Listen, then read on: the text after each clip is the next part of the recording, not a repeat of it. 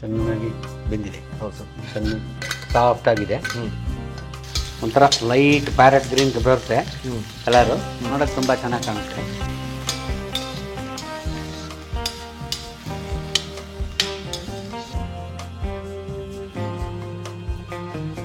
ಇಷ್ಟೇ ಕಲರ್, ಇದೇ ಕಲರ್ ಬರುತ್ತಾ? ಇದೇ ಕಲರ್. ಅವರೆಕಾಳು ಸಿಗಬೇಕು ಬಾಯಿಗೆ. ಅವರೆಕಾಳು ಜಾಸ್ತಿ ಇರಬೇಕು. ಹೌದು, ಅವರೆಕಾಳು ತೆಗೆದ್ರೆ ಈ ಥರ ಹಿಂಗೆ ಬರಬೇಕು. ಅವರೆಕಾಳು ತುಂಬ ಕಮ್ಮಿ ಖರ್ಚು, ಜಾಸ್ತಿ ಏನು ಇದಕ್ಕೆ ಸಾಮಗ್ರಿಗಳು ಬೇಕಾಗಿಲ್ಲ. ಕಡಿಮೆ ಇದರಲ್ಲಿ ಅವರೆಕಾಳು ಗೊಜ್ಜು. ಅದರೊಟ್ಟಿಗೆ ಅವರೆಕಾಳು ಬೆಂದೋಗಿರೋ ಅವರೆಕಾಳು ಕೇಕ್ ತರ ಹತ್ತಿ ಹತ್ತಿ ಸೂಪರ್. ನೀವು ಬರೀ ಆ ಪೇಸ್ಟ್ ತಿಂದ್ಬಿಡ್ತೀರಿ. ಆ ಗ್ರೇವಿ ಇದೆಯಲ್ಲ, ಗ್ರೇವಿ ಪೋರ್ಷನ್ ಭಾಳ ಚೆನ್ನಾಗಿದೆ, ಭಾಳ ರುಚಿ ಸರ್. ಬಾ, ಎಕ್ಸ್ಪೆಷಲಿ ಇದು ನೀರು ದೋಸೆಗೆ ಚೆನ್ನಾಗಿರುತ್ತೆ.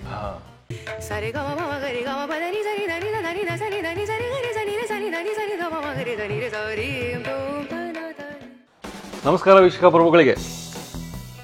ಮೈಸೂರು ವೇಣುಗೋಪಾಲ್, ಆಹಾ ಏನ್ರಿ ಮದುವೆ ಮನೆಯ ಹುರುಳಿಕಟ್ಟು ಸಾರು, ಬಸ್ಸಾರು, ಅದರಲ್ಲೂ ಅದ್ಭುತ ರುಚಿ. ಈ ಮದುವೆ ಮನೆಯ ರೆಸಿಪಿಗಳಿಗೆ ನಿಸ್ಸೀಮರಿವರು. ಅವರ ಕೈ ರುಚಿಯಲ್ಲಿ ಇವಾಗ ಈ ಸೀಸನಿನೊಂದು ಬೇಕಾಗಿತ್ತು ಅಂತ ಹೇಳಿದೆ ನಾನು ರೆಸಿಪಿ. ಬನ್ನಿ, ಅವರೆಕಾಳು ಗೊಜ್ಜು ಮದುವೆ ಮನೆ ತೋರಿಸ್ತೀನಿ ಅಂದರು. ತಡ ಮಾಡೋದು ನಾವು ನೀವು ಯಾಕೆ, ಬನ್ನಿ ಸರ್. ನಮಸ್ಕಾರ ಸರ್. ವೀಕ್ಷಕರು ಹೊಗಳಿದ್ದು ಏನು ಸೀಸನ್ ತಕ್ಕಂಗೆ ಮಾಡ್ತೀರಾ ನೀವು, ಅದು ಮದುವೆ ಮನೆದು ಅದ್ಭುತ ರುಚಿ. ಇವತ್ತು ಸರ್ ಈಗೊಂದು ಅವರೆಕಾಳು ಸೀಸನ್ ಆಗಿರೋದ್ರಿಂದ ಈಗೊಂದು ಅವರೆಕಾಳು ಗೊಜ್ಜು ಮಾಡೋದು ತೋರಿಸ್ಕೊಡ್ತೀನಿ. ಅದು ಪೂರಿ, ಚಪಾತಿ, ರೊಟ್ಟಿಗಳಿಗೆ ಎಲ್ಲ ಯಾವುದಕ್ಕೆ ಬೇಕಾದ್ರೂ ನಂಚ್ಕೊಂಡು ತಿನ್ಬೋದು. ತುಂಬ ಚೆನ್ನಾಗಿರುತ್ತೆ. ಅದು ಮಾಡೋದು ಹೇಳ್ಕೊಡ್ತೀನಿ. ಅದಕ್ಕೆ ಬೇಕಾಗಿರೋಂಥ ಇಂಗ್ರೀಡಿಯೆಂಟ್ಸ್ ಇಲ್ಲಿದೆ, ಏನೇನು ಪದಾರ್ಥಗಳು ಬೇಕು ಅಂತ. ಅವರೆಕಾಳು ಎಷ್ಟು ಇಟ್ಕೊಳ್ಳಿ ಸರ್? ಅವರೆಕಾಳು ಒಂದು ಅರ್ಧ kg. ಆಮೇಲೆ ಮಾಡ್ತಾ ಹೇಳ್ಬಿಡೋಣ. ಒಂದು ಅರ್ಧ kg ಅವರೆಕಾಳು, ಮೆಣಸು, ಜೀರಿಗೆ, ಧನಿಯಾ, ಹಸಿಮೆಣಸಿನ್ಕಾಯಿ, ಕರಿಬೇವಿನ ಸೊಪ್ಪು, ಈರುಳ್ಳಿ, ಬೆಳ್ಳುಳ್ಳಿ, ಸಾಸಿವೆ, ತೆಂಗಿನಕಾಯಿ ಜೊತೆಗೆ ಸ್ವಲ್ಪ ಹುರ್ಗಡ್ಲೆನೂ ಇಟ್ಕೋಬೇಕು. ಈಗ ಮೊದಲಿಗೆ ಅವರೆಕಾಳನ್ನ ಬೇಯಿಸ್ಕೊಳ್ಳೋಣ. Yes sir, done.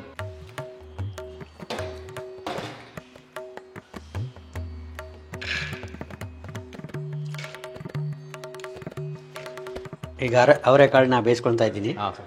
ಬೇಕಿಟ್ಟಿದ್ದೀನಿ. ಒಂದು 4 ವಿಜಿಲ್ 5 ವಿಜಿಲ್ ಆದರೆ ಈಗ ಮಸಾಲೆ ಏನೇನು ಬೇಕು ಅಂತ ಈಗ ಎಲ್ಲ ಇಟ್ಕೊಂಡಿದ್ದೀವಿ. ಈಗ ಹಾಕೊಳ್ಳೋಣ ಇದಕ್ಕೆ. ಅವರೆಕಾಳು ಗೊಜ್ಜಿಗೆ ಮಸಾಲೆ. ಅವರೆಕಾಳು ಗೊಜ್ಜಿಗೆ ಮಸಾಲೆ. ತೆಂಗಿನಕಾಯಿ ಒಂದು ಅರ್ಧ ಹೋಳಷ್ಟು ತೆಂಗಿನಕಾಯಿ. Yes sir.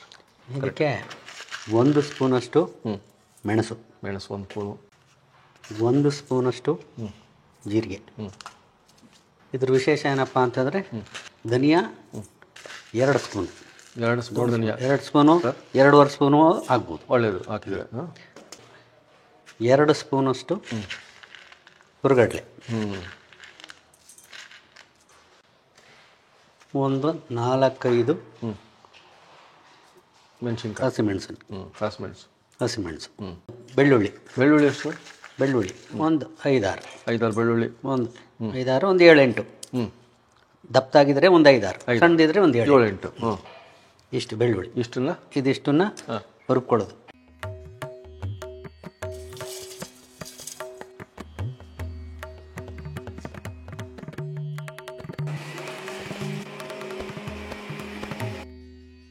ಸರ್ ರೆಡಿ ಆಯ್ತು ಸರ್? ಈಗ ರೆಡಿ.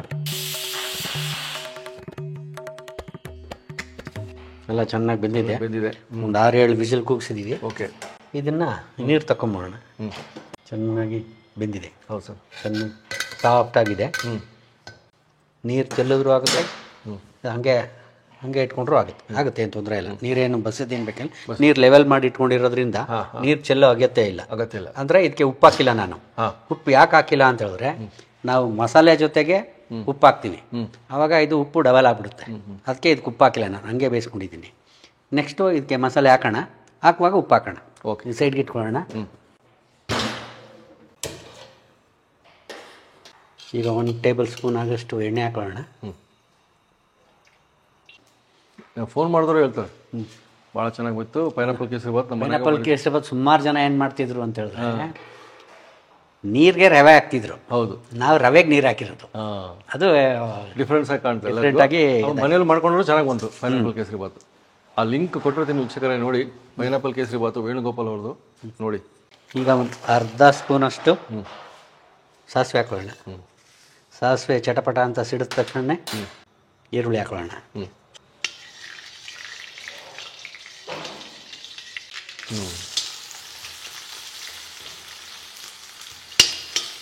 ಕಲರ್ ಗಿಲರ್ ಏನೂ ಹಾಕೊಂಡಿಲ್ಲ. ಹೌದು, ಅದೇ ಒಂಥರ ಲೈಟ್ ಪ್ಯಾರೆಟ್ ಗ್ರೀನ್ ಬರುತ್ತೆ ಕಲರು, ನೋಡೋಕ್ಕೆ ತುಂಬ ಚೆನ್ನಾಗಿ ಕಾಣುತ್ತೆ. ಅವರೆಕಾಳು ಈಗ ಸಾಮಾನ್ಯವಾಗಿ ಎಲ್ಲ ಟೈಮು ಸಿಗುತ್ತೆ, ಅಂದರೆ ಈಗ ಸೀಸನ್ ಅದು.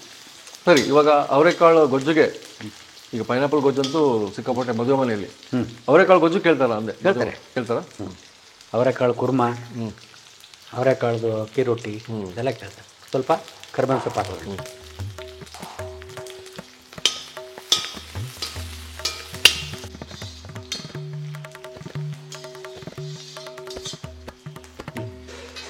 ಈಗ ಈರುಳ್ಳಿ ಎಲ್ಲ ಚೆನ್ನಾಗಿ ಫ್ರೈ ಆಗಿದೆ. ಇದಕ್ಕೆ ಬೆಂದಿರೋ ಅವರೆಕಾಳು ಹಾಕೊಳ್ಳೋಣ. ಈಗಲೇ ಸರ್? ಈಗಲೇ ಹಾಕೊಳ್ಳೋಣ.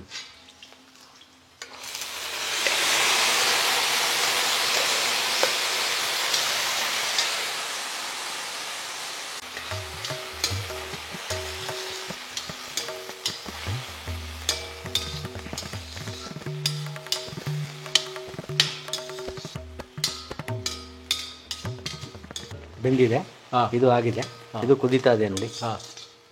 ಈಗ ಇದಕ್ಕೆ ನಾವು ರುಬ್ಬಿಟ್ಟುಕೊಂಡು ಇರೋಂಥ ಮಸಾಲೆ ಹಾಕೋಣ. Yes sir.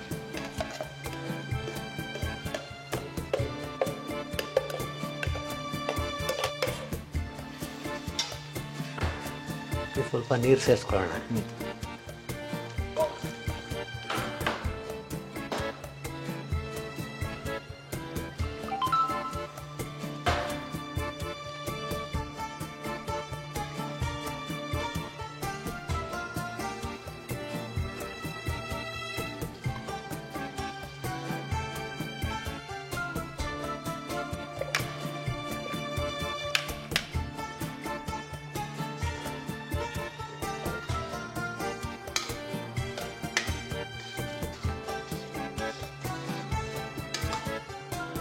ಇಷ್ಟೇ ಕಲರ್, ಇದೇ ಕಲರ್ ಬರುತ್ತಾ?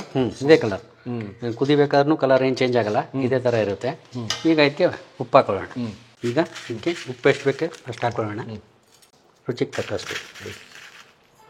ಹೌದು, ಓಕೆ. ಫ್ಲೇವರ್ ಬರ್ತಾ ಇದೆಯಾ? ಅಂತ ಇದೆಯಾ? ನೋಡಿ, ಇದು ಈ ಥರ ಇದು ಮಾಡ್ಕೊಬೋದು. ಇದು ಆರ್ತಾ ಆರ್ತಾ ಆರ್ತಾ ಒಂಚೂರು ಗಟ್ಟಿ ಆಗುತ್ತೆ, ಬೇಕಾದ್ರೆ ಒಂಚೂರು ನೀರು ಸೇರಿಸ್ಕೊಬೋದು. ಏನಿದು ಚಪಾತಿ, ಪೂರಿ, ರೊಟ್ಟಿಗಳು ಇದೆಲ್ಲ ತುಂಬ ಚೆನ್ನಾಗಿರುತ್ತೆ. ಅವರೆಕಾಳು ಸಿಗಬೇಕು ಬಾಯಿಗೆ, ಅವರೆಕಾಳು ಜಾಸ್ತಿ ಇರಬೇಕು. ಅವರೆಕಾಳು ತೆಗೆದ್ರೆ ಈ ಥರ ಹಿಂಗೆ ಬರಬೇಕು ಅವರೆಕಾಳು. ಕೆಲವರು ಏನಾಗುತ್ತೆ, ಬರೀ ಅವರೆಕಾಳು ಸಿಗದೆ ಬರೀ ರಸ ಸಿಗನು ಹಿಂಗಾದ್ರೆ ಕಷ್ಟ. ತೆಗೆದ್ರೆ ನೋಡಿ ಈ ಥರ ಅವರೆಕಾಳು ಬರಬೇಕು. ಅದ್ರ ಜೊತೆಗೆ ಈರುಳ್ಳಿ ಅದರದ್ದು ಈಗ ನೋಡಿ, ಇದು ಕುದ್ದು ಇದು ಮಾಡಿದ ಜೊತೆಗೆ ಬೇಕಾದ್ರೆ ಇದಕ್ಕೆ ಸ್ವಲ್ಪ ನಿಂಬೆ ರಸ ಬೇಕಾದ್ರೆ ಹಾಕೊಬೋದು ಬೇಕಿದ್ದವರು. ಇದರ ಬೇಡ ಅಂದರೆ ಹಿಂಗೆ ಇದು ಮಾಡ್ಕೊಬೋದು. ಓಕೆ. ನಮಗೆ ಇದು ಪೈನಾಪಲ್ ಗೊಜ್ಜು ಕೆಂಪಗೆ ನಾವು ನೋಡಿದ್ವಿ. ಇದೊಂಥರ ವಿಶೇಷವಾಗಿ ಈ ಚಟ್ನಿಯ ಕಲರ್ ಇದೆ. ಪೈನಾಪಲ್ ಬೇರೆ. ಪೈನಾಪಲ್ ಗೊಜ್ಜು ಮಸಾಲೆಯಲ್ಲಿ 3-4 ಥರ ಮಾಡ್ಬೋದು. ಪೈನಾಪಲ್ ಗೊಜ್ಜಲ್ಲಿ ಅದೇ ಥರ ಮಾವಿನಕಾಯಿ ಗೊಜ್ಜು ಮಾಡ್ಬೋದು, ದ್ರಾಕ್ಷಿ ಗೊಜ್ಜು ಮಾಡ್ಬೋದು, ಡ್ರೈ ಫ್ರೂಟ್ಸ್ ಎಲ್ಲ ಹಾಕಿ ಒಂದು ಗೊಜ್ಜು ಮಾಡ್ಬೋದು. ಅದೇ ಒಂದೇ ಮಸಾಲೆ. ಇನ್ನೊಂದು 2 ನಿಮಿಷ. ಎಲ್ಲ ಮುಗಿಯಕ್ಕೆ ಬಂತಲ್ಲ ಸರ್ ಇದು? ಕುದಿತಾ ಇದೆ, ಸ್ವಲ್ಪ ರೆಡಿ ಇದೆ. ಇಷ್ಟು ಆಗ್ಬಿಟ್ರೆ ಸಾಕು. ಸಾಕು ನೋಡಿ, ಅವರೆಕಾಳೆಲ್ಲ ಹೆಂಗೆ ಸಿಗ್ತಾ ಇದೆ.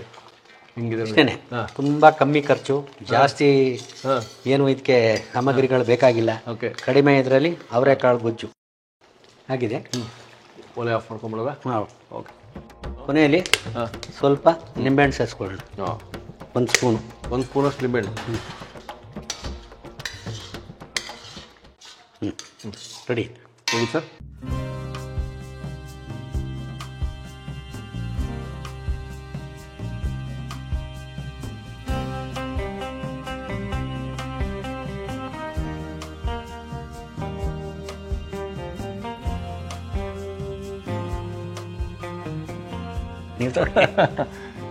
ಅವರೆಕಾಳು ಗೊಜ್ಜು, ಪೈನಾಪಲ್ ಗೊಜ್ಜು ಗೊತ್ತು ನಮಗೆ, ಅವರೆಕಾಳು ಗೊಜ್ಜು ಕೂಡ ಗೊತ್ತು ಮಾಡಿಸ್ಬಿಟ್ರಿ.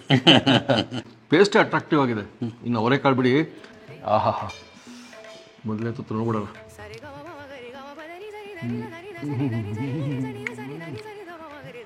ಅಬ್ಬಾ, ನಾನು ಅನ್ಕೊಂಡಂಗಿದೆ.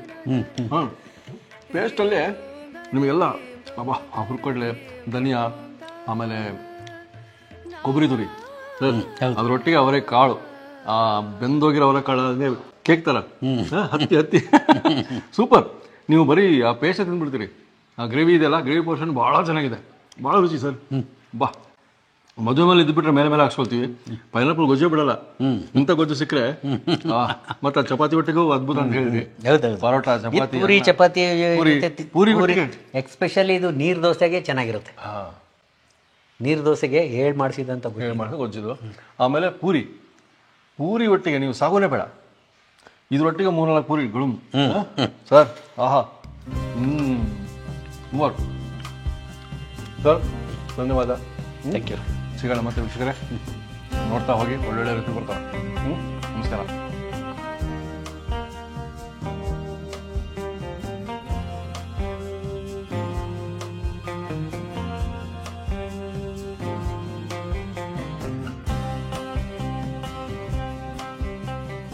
ಇನ್ನೂ ಅನೇಕ ಸ್ವಾದಿಷ್ಟ ರೆಸಿಪಿಗಳಿಗಾಗಿ ಸಬ್ಸ್ಕ್ರೈಬ್ ಮಾಡುವುದನ್ನು ಮರೆಯಬೇಡಿ.